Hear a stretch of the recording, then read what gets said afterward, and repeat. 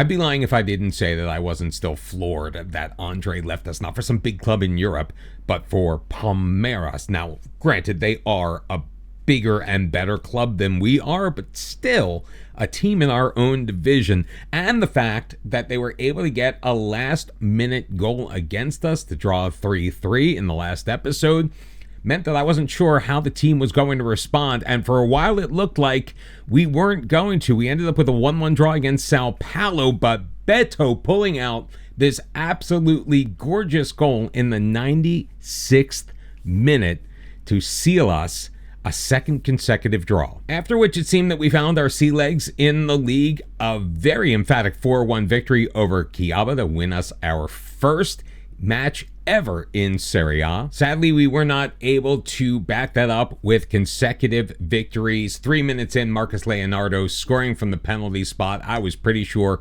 we were cooked when he added a second just 12 minutes later. But Manuel Rodriguez fed Marcus Antonio in the middle to make it 2-1. Unfortunately, that is where the match would end. Corinthians got their revenge. And you have to remember, we're entering all of these matches as massive underdogs. Fortaleza is currently playing in the Copa Libertadores. We drew them 1-1 on the road. After falling down 1-0 19 minutes in, we bounced back very nicely and dominated the second half to defeat Atletico Mineiro, again away from home. Got absolutely dominated at home by one of the top teams in the league, Vasco da Gama, but still managed to hold on to a 0-0 draw and earn Pedro Mantovani his first clean sheet of the season, which he would back up with a second one. We had to rotate because there was a bit of fixture congestion here. Gabriel Rosera making the start and making the most of it, picking up a pair of goals. 3-0 in our first ever victory over Operario Ferroviario. All in all, I would say that our first couple of months in the league were an absolute success. After we've played 8 matches, we currently sit 5th on the table, which is the Libertadores spot. 3 wins, 4 draws,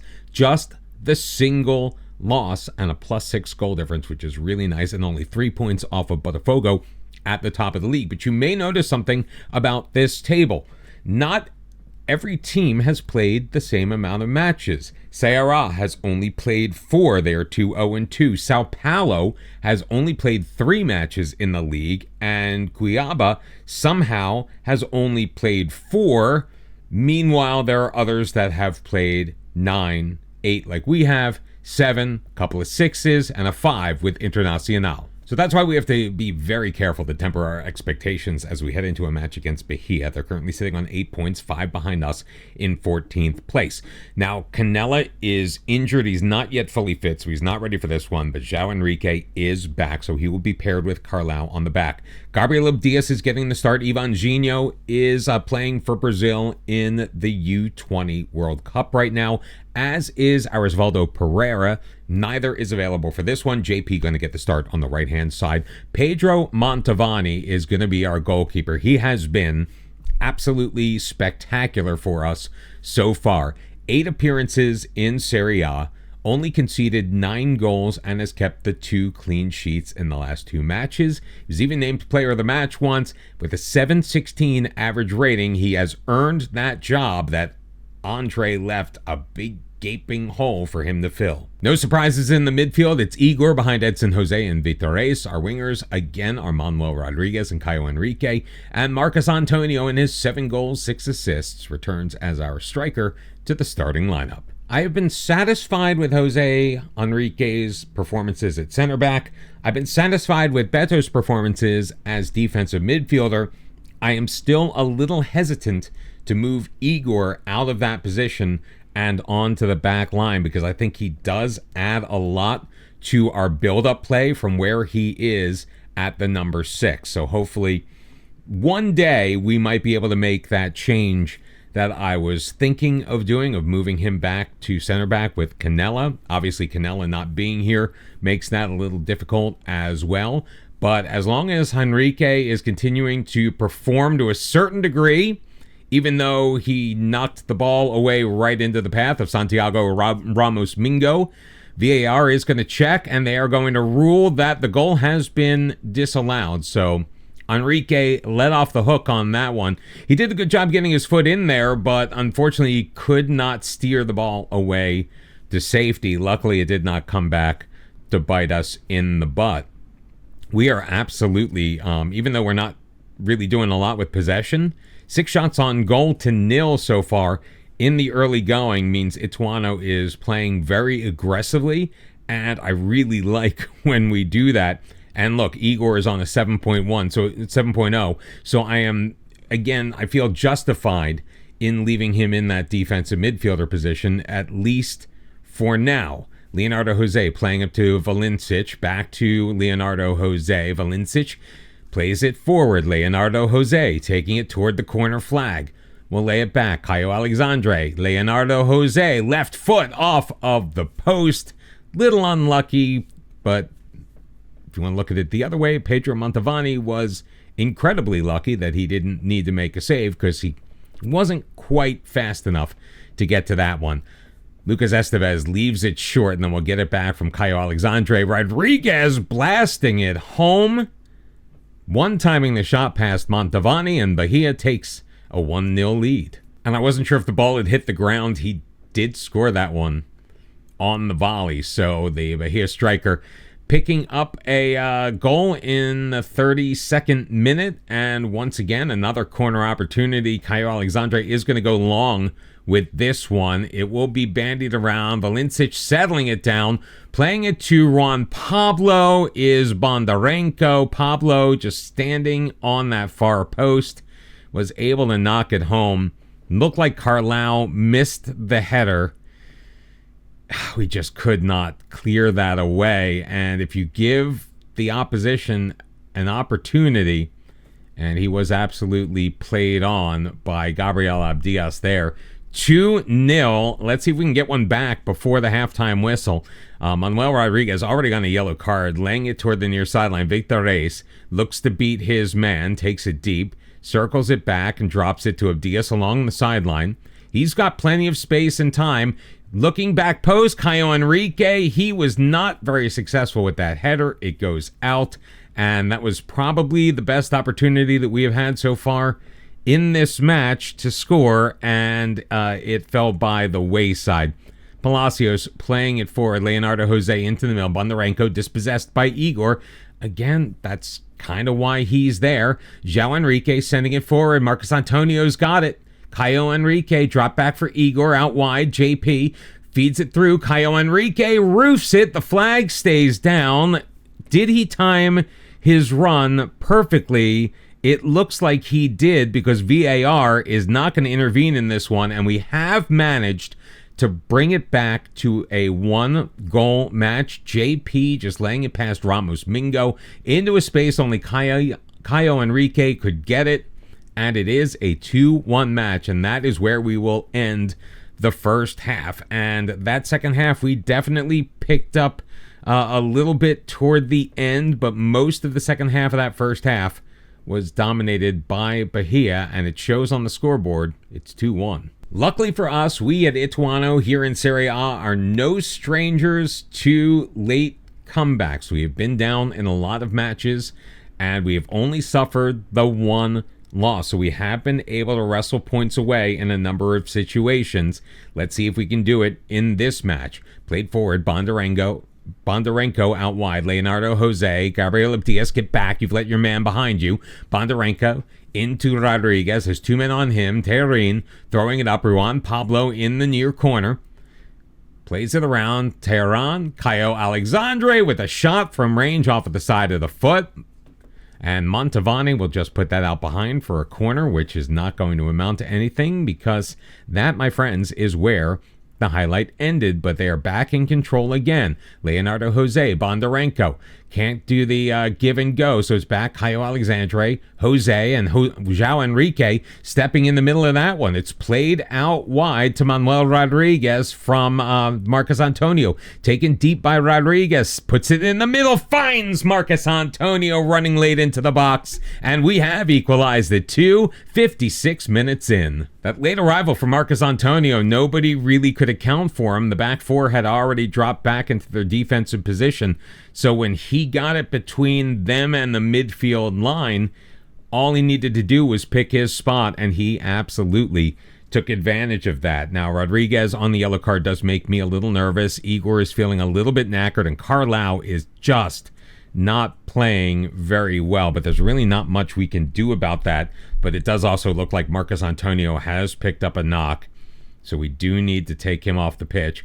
Gabriel Rosera is going to come in. We're going to take the same opportunity to bring in Zé Carlos. I really love having Rodriguez out on the pitch, but I don't want to risk him any more than we have to, and I don't think this is a break glass moment, so Hakuda is going to remain on the bench, and we are going to leave Carlau out there. I hope that he does not make me live to regret it. Caio Henrique almost picking that off. Now, Carlau does get the attempt forward, plays it JP up ahead. Caio Henrique quickly to Marcos Antonio.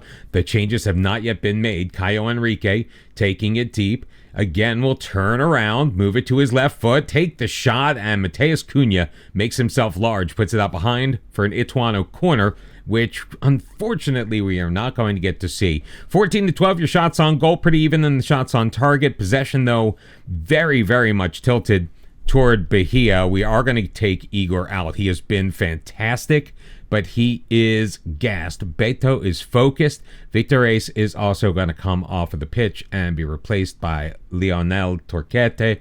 It's been between Torquete, Paulo Alexandre, and William Da Silva as far as who we've been bringing in that midfield. They all have been okay. They all have shown at certain moments, and I just saw on the scoreboard it's 3-2 Ituano, so I would not be shocked if we didn't score right here. Luciano Yuba dispossessed by JP. Caio Henrique, Edson Jose feeding it through into space. Caio Henrique's got it, taking it deep, playing it back. Edson Jose scores the goal, makes it 3-2 in second half stoppage time. And they say that FM is not scripted, but if you do go back in the video, pause it right before the highlights started, and you will see on the scoreboard in the lower right, it said that Ituano was leading this game by a score of 3-2. So not much of a surprise, but the comeback was pretty spectacular. We were down 2-0 after the first half. The second half, though, was we were down 2-1 after the first half. Caio Henrique did manage to score, but the second half still was all ours. Marcos Antonio, Edson Jose scoring, and we take all 3 points. Marcos Antonio only going to be out for 5 days, maybe a week and change. That's okay, because we have 10 days until we take on Atlético Paranaense. Taking a quick look at the table, and it looks fantastic for us. We shot up into second place on 16 points through 19 matches, 3 points behind Vasco da Gama, who have moved in the first place, and we have pulled into a virtual tie with Botafogo. Did want to catch you up on a couple of pieces of news that's been happening in the background. First off, we did not let the money that we got from the sale of Andre sit. We are reinvesting that in the club. We tried to get the board to agree to improve our youth facilities. They turned it down. They're good right now. We have excellent training facilities. They're going to be even better because we are in process of building brand new facilities. We should have them ready in about 2 more months. An 85th minute goal lifted the Spain U20s over Paraguay in the U20 FIFA World Cup. A 2-1 victory in that final. Brazil participated in the third place playoff. They took care of Germany, blanking them 4-0. Arisvaldo Pereira picking up a pair of goals in that one. We are proud of our boy. And Zé Carlos, about a month ago, came to us unhappy that he wanted to start more games. So he said, dude, we got Manuel Rodriguez. You're going to have to be more of just like a squad option at this point. And he was fine with that. But he literally just came to us, and we were going to start him in this next match because Manuel Rodriguez, picking up that yellow card against Bahia, will have to sit this one out. Came to have the same conversation. I gave him the same result. He did not like it. He feels like he's being treated unfairly at the club, so he is grumpy, so he ain't starting. So that honor instead is going to go to Lionel Torquete. Now, Arisvaldo Pereira is back in the team. He will be on the bench. Ivan Zinho is back in the team. He is also back in the starting lineup. Canella is fully fit, and he is back next to Carlau, where he belongs. And Marcos Antonio also fully fit from that injury he took about a week or so ago. We certainly have the advantage by being at home. We also have the advantage that we are on a 5-match unbeaten streak, and we're also about 7 spots ahead of Atletico Paranaense on the table. So hopefully Novelli Jr. is going to be absolutely hopping today because we're going to put in a ton of goals. I just feel it. We did drop down. We were off for 10 days, so there were a couple of teams that were able to pass us on the table. We're still in 5th. It's still a very good position if we're able to maintain this. If we're playing in the Copa Libertadores next year, oh my God, Mateus Enrique taking it in. Did Montavani get a hand on it? He did. So Paranaense is going to get a corner kick. They have 2 shots on goal. Both of them have hit the target so far. We have 2 shots on goal. We have yet to get one in on Misael. I'm not sure if I'm pronouncing that right. I'm probably not. Misael? I don't no. Obviously, I hope that the only time I'm talking about him is when we've put a ball past them. They are in control, however. Ball laid forward. JP's going to get there before Compas. Igor quickly to Edson Jose. Into the middle of Vitorres. Forward for Caio Enrique. Over the back line. Marcus Antonio. What? Oh, touch. I think that went off of his shoulder before he settled it down. It's 1-0 Ituano. We've got to see this on the replay. Caio Enrique chipping it forward. Antonio well onside. It hit off of his back. He settled it down with his knee. Misael came out outside of his 6-yard box, and Marcus Antonio had an absolutely open net to shoot at to give Ituano the 1-0 lead. That was absolutely wild and has to be one of my personal goals of the year that we have scored, and I'm liking the way that we are playing this match so far. Good aggressive play from Ituano. We're dominating possession, which is fantastic, and to me, dominating possession is just leading in the possession battle, because I think technically speaking, we are always going to be, or at least for now, that we're in our first year in Serie A, we are going to be behind pretty much every other team, except for maybe the ones that came up with us. As far as those technical abilities are concerned, they have the experience at this level that we just do not have. So every match that we win or draw, basically every point that we are able to secure, I am eternally grateful for, because remember, we were odds-on favorites to go back down and go back down hard. Even after we started winning matches, there were pundits that were saying that we're going to be in for a season of hurt. So far, I haven't seen that. It may still come. Edson Jose into space. He's got JP, who has to take it wide. Plays it back. Edson Jose just wide of the post. He had a shot to make it 2-0. Just over 55 minutes in, and a deep throw in for Paranaense. Gonzalez in the corner, gets a free. Pico, Mateus Enrique feeds Kevin Viveros, and Kevin Viveros has equalized this match at 1. That is why it's so disappointing that we did not take advantage of that opportunity we had earlier in the half. JP crossing it in, looking for Caio Enrique. Arthur Diaz will clear it away, but Ivan Zinho looking to recycle up the left wing. Stops. Ooh, knocks it past his man. Still with it. Mateus Enrique staying with him. Plays it into Torqueta. His shot is blocked. It's cleared away. Carlau looks to play it ahead, but Pico steps in front of it. Zariak now feeding Espinoza on the left wing. JP will take it away from him. So right now, we are playing very good defense. Unfortunately, Torqueta is not having the greatest time as our left wing in this match. I think if he was able to get that shot on target, it would have been better. Pico, oh, come on, Carlau. Like, seriously, you extend your arms like that? We just gave up a penalty. And we need Pedro Montavani to come up huge. Now, he has saved a penalty so far this season, and I believe it was in the Vasco da Gama match.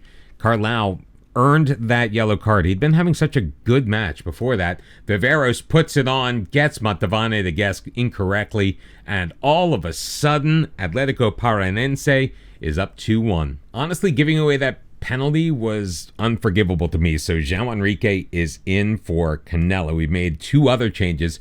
Gabriel Diaz in for an absolutely knackered Ivanzinho. He played a lot of minutes in the U20 World Cup. And Arisvaldo Pereira, the hero for Brazil in that 3rd place game, comes on to replace Lionel Torquete on the left wing. I'm not sure if he's going to have any more success in getting anything done than Torquete did. Victor Reis is not having a great match. So let's go with William Da Silva this time. And Marcos Antonio feeling a little tired. Let's get some fresh legs in the form of Gabriel Rosera. That's all 5 of our subs.